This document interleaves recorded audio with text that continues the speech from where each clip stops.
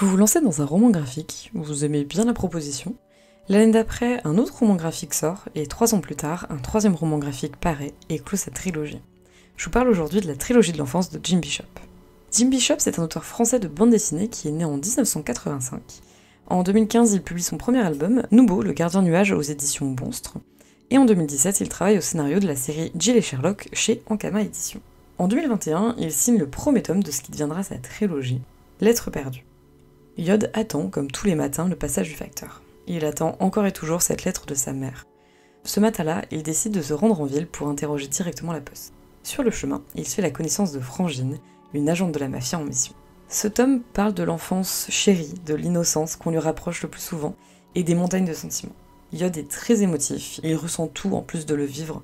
Il y a un véritable propos sur la famille, celle dans laquelle on est et celle que l'on choisit, sur l'acceptation, sur le passage à l'adolescence et sur les traumatismes.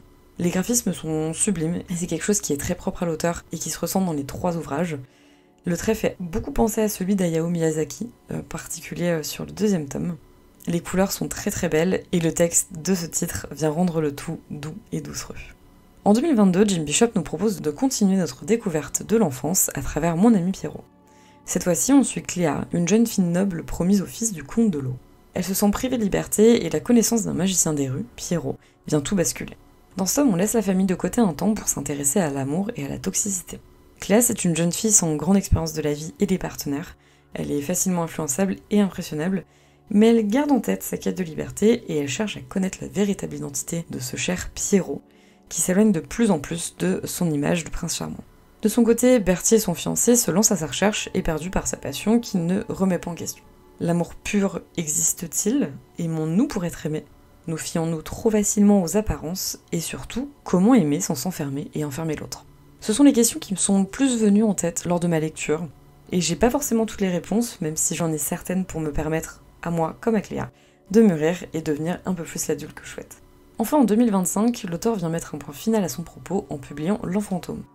Nous nous retrouvons au collège aux côtés du boutonneux. Passionné de jeux vidéo et assez mauvais élève, il rencontre Mims, l'anti-système punk dévoreuse de manga, lors de leur convocation chez le conseiller d'orientation. Mais le système est bien présent et leur impose la réussite, à défaut d'un sort que l'on souhaiterait éviter à tout prix. La pression sociale, parentale, scolaire repose sur les trop jeunes épaules de ces ados, qui ont de plus en plus de mal à respirer. L'auteur a un parti pris super intéressant dans ce roman graphique, qui donne une dimension d'autant plus imagée de ces thèmes.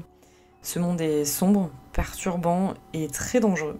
Heureusement, il y a les amis qui peuvent aider, certaines personnes extérieures, mais avant toute chose, il faut réussir à se construire et se reconstruire à l'encontre de ce système très conformiste.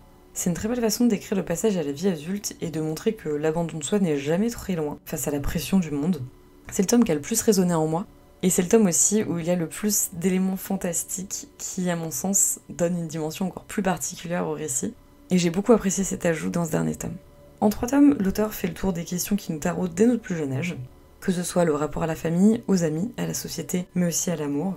Il s'interroge, et nous avec, sur la façon de vivre, de s'aimer, de se comprendre, et surtout sur la façon de mûrir, de se construire avec nos traumas et nos expériences. Si vous n'avez pas encore découvert ces romans graphiques, je vous le conseille fortement. Ils se lisent plutôt dans l'ordre de parution, même si je vous proposerais bien de les lire ainsi, Lettres perdues, L'Enfantôme et Mon ami Pierrot. C'est sur ce point que je clôt cette vidéo, j'espère qu'elle vous aura plu. On se retrouve vite pour une prochaine, et d'ici là, je vous souhaite de belles découvertes. Salut les tacos!